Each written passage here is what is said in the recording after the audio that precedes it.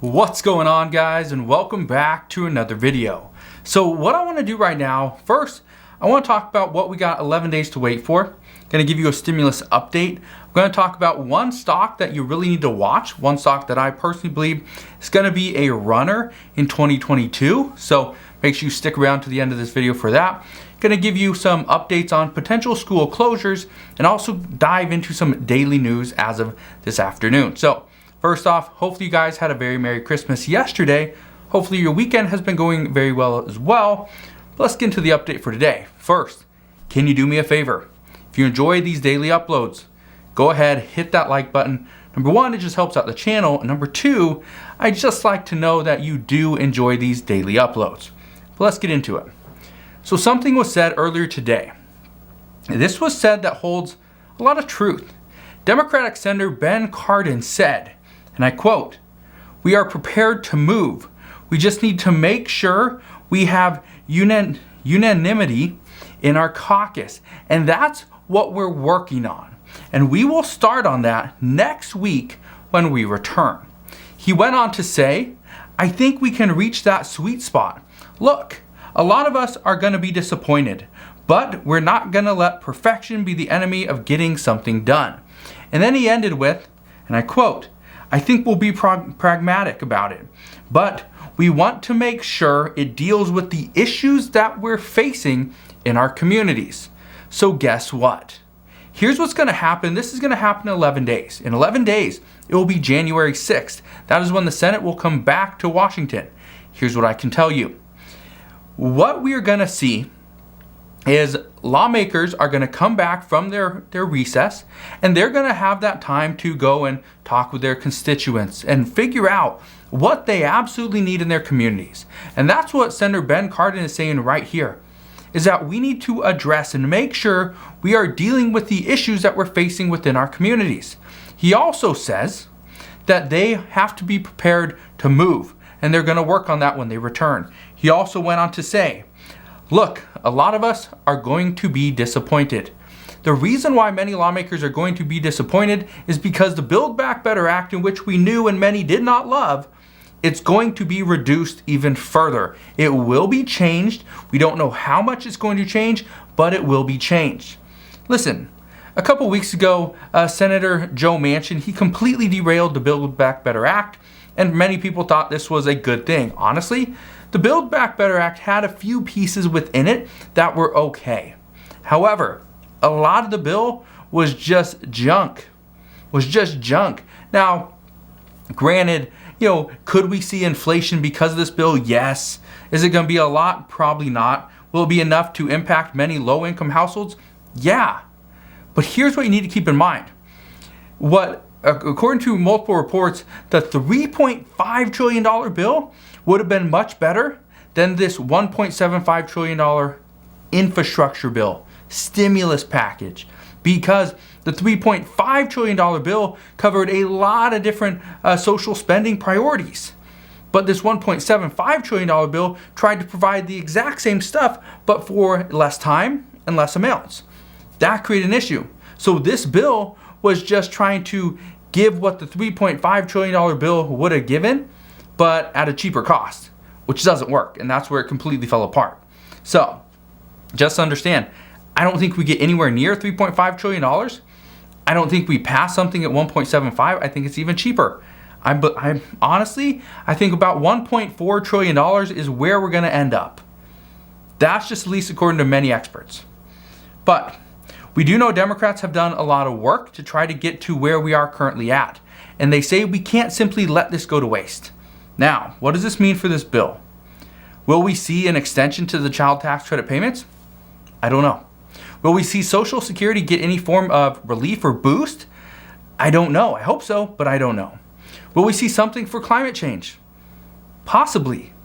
Possibly. That could be the big one. Will we see the SALT deductions be included? Possibly not. Could Medicare finally see some form of expansion? Maybe. Or maybe all we see is Democrats fight to go after immigration for the fourth time in about 4 to 5 months. That's what we could see. Now, what we do know is that the Senate is on recess until January 6th. We got 11 days until they come back. So as of right now, all we're hearing is these backroom negotiations. Hey, let's do this. No, let's do that. But I just want you to understand, nothing is truly going to happen. Nothing can pass until at least 11 days. But chances are 11 days is just when we are going to start. Okay? Just keep that in mind. That's most likely the start. Because right now, all lawmakers are doing is, bouncing ideas back and forth off each other. And a lot of it's through the media. They're not calling each other. In some cases, yes. But again, as of right now, we're not hearing about those backroom deals, about those negotiations. Those will come out soon. But as soon as we know more information on that, I promise I will fill you in on that update as well. Here's one thing that we are hearing though. More and more lawmakers are wanting to get student loan forgiveness included into this next bill. Many lawmakers got President Biden to push back the student loan payment pause for an additional 3 months. It was supposed to expire at the end of this month in 5 days. However, it got pushed back for 3 months, so now it will not expire until May 1st. That's good news for people that do have student loans. But now lawmakers want to try to get something included into the bill so that Congress can pass it. Because guess what? President Biden has been saying that he wants to get student loan forgiveness included, but it's going to be tough for him to do. He wants Congress to do it. Send him the bill. Then he will sign it. So we'll see. But reports over the past 6 months or so have been outlining how Americans with student loan debt are having a very tough time, and they can't buy a home because their student loan payments are just too high. They can't qualify. They can't afford things like everyday necessities, everyday essentials like toothpaste, right? Medication, shampoo, just normal things, water, right? Many are struggling just to purchase food. But with the cost of everything going up right now, even without having these payments and having the student loan payment pause, many are finding it very difficult just keeping up with the necessities, and it's almost impossible. Things like rent, car payments, right? Health insurance, it's too costly for a lot of people. And so many lawmakers are worried about what happens when these people are asked to start making payments again. What happens? Well, what I can tell you is, for me, if I had student loans, which I don't, but if I had student loans and it came down to either putting food on the table, keeping a roof over my head, or paying for a student loan, guess what? I'm going to put food on the table and keep a roof over my head 100% of the time before I make a payment to a student loan. All right? So just keep that in mind. Now, I know that's a lot of people are like, well, we can't do anything about that. Student loans are going to be with us for the rest of our lives. Yeah, they will. But at the same time, this is one of the reasons why many people say that college is not for everybody, because it's not. Some people go to college. They spend all this money to attend a certain college or whatever, get a certain degree, and then they never use that degree. They never use their education, which is tough, but it is what it is. Now, I want to talk about the one stock that I've been looking at very closely lately. I actually bought some just this past week as well, because it actually came down to its 52-week low. But the stock that I've been looking at, the company that I really like, is called ChargePoint. The stock ticker symbol is CHPT. It's currently, as of right now, it's trading at 1905. Okay, but here's what I like about ChargePoint. First off, ChargePoint sells hardware. Okay, they sell hardware and they have a software subscription on that hardware. Now, I really like that. I like that business model. Okay, you sell the hardware plus you have the software subscription behind it. So somebody buys the hardware, they have to have the software as well, which means monthly subscription. That's great. That's great for as an investor into a company like this. They are currently the #1 provider in this charging hardware as well. And right now, I have a prediction that the markets have already factored in the loss of the Build Back Better Act. Like, we're not going to see any form of EV. We're not going to see 500 EV charging stations across the United States because Democrats can't get the Build Back Better Act passed. Now, I have a prediction that markets are already pricing this in. However, I have a feeling that even if the Build Back Better Act doesn't pass, even if there's no 500,000 EV charging stations, paid for by the U.S. government and taxpayers, I still have a feeling that EV is going to be the way of the future and more charging stations will need to be built. So as more stations are built, ChargePoint will begin to run along with it. But here's what you need to keep in mind. Keep in mind that when all the rumors of the EV infrastructure was coming out, the stock was running. It went from $20, I believe it was like May 12th, 13th, 14th, somewhere around the middle of May. It was right around $20. And then it eventually ran up to about $35. I believe it was a little bit over $35 towards the end of June. It's probably June 28, 29, 30, somewhere around there, right? End of June. So now at 1905, I think it's positioned that we could eventually see it run. We could easily see it run up to about $26 in 2022, if not very soon. So keep in mind, this isn't financial advice. Okay, I don't want you to go out there and think, I gotta buy ChargePoint because he said it could run up to $26 and it's only $19 right now. Yeah, that's what I said, but keep in mind, I don't have any special insights.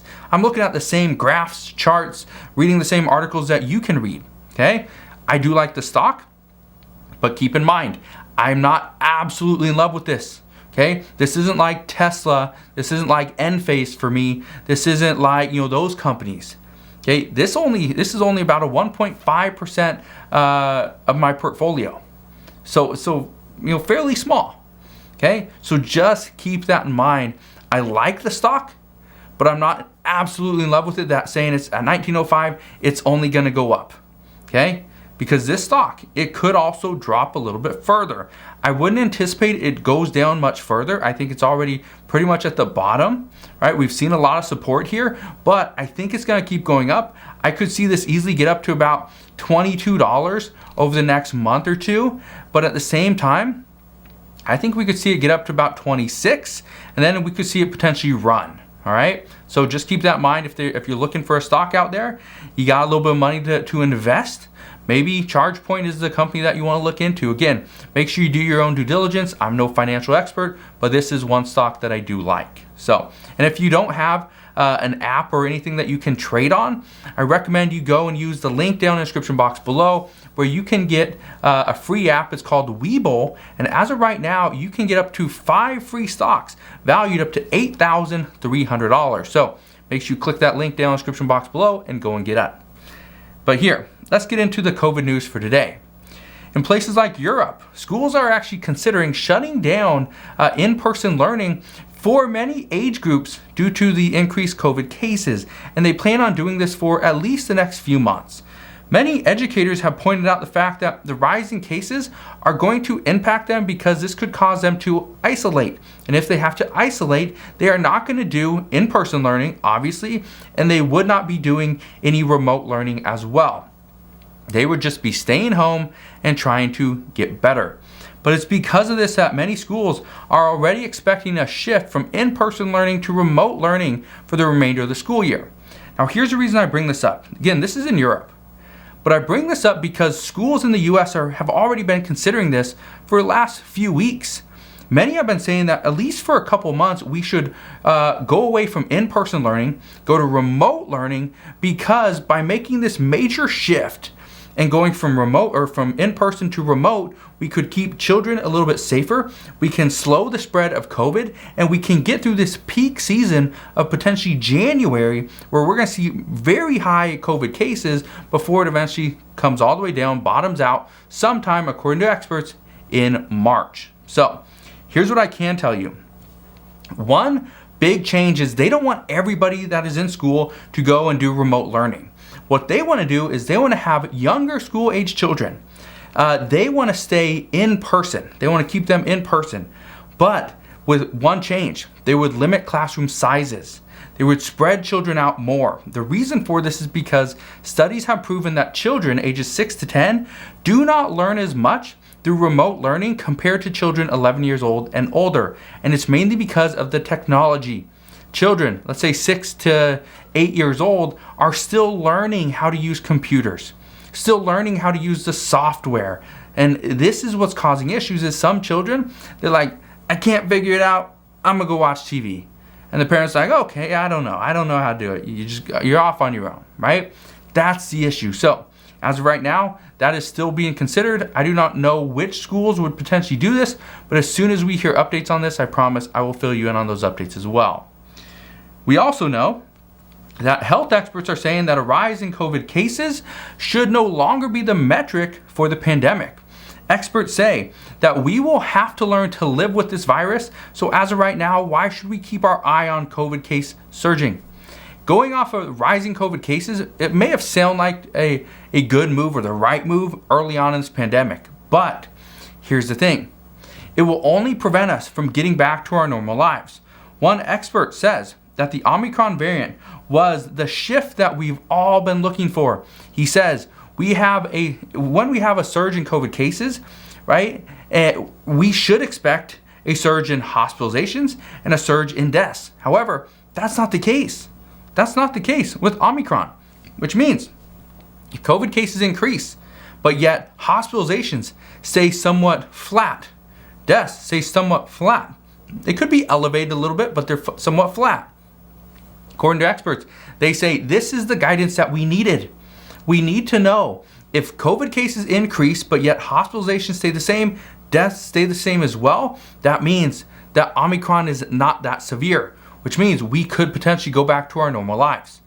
But again, as we wait for this guidance and updates on this, I promise I will fill you in on that news. But as always, as I know more, I promise I'll come back on and share all the latest news and updates. One thing I can tell you is we're gonna get a lot more reports over this next week. And over the next 2 weeks, my guess is we know a lot more regarding Omicron. And this could mean we could see the stock market surge or completely tank. We could see news on stimulus. And this news on stimulus is going to impact us moving forward. And I can tell you this, if Omicron is not that serious, which many people say it is not, if that's the case and we can go back to our normal lives or very close to it in the near future, chances are there will be more talks on infrastructure. There will be less discussions on the inflation. But again, a lot of these new reports are coming out in the next few weeks. So as soon as we know more, I promise I'll come back on, fill you in on all the latest news and updates. Again, just want to thank you guys for watching. Have a wonderful rest of your Sunday. Consider subscribing, and I'll see you guys on the next one.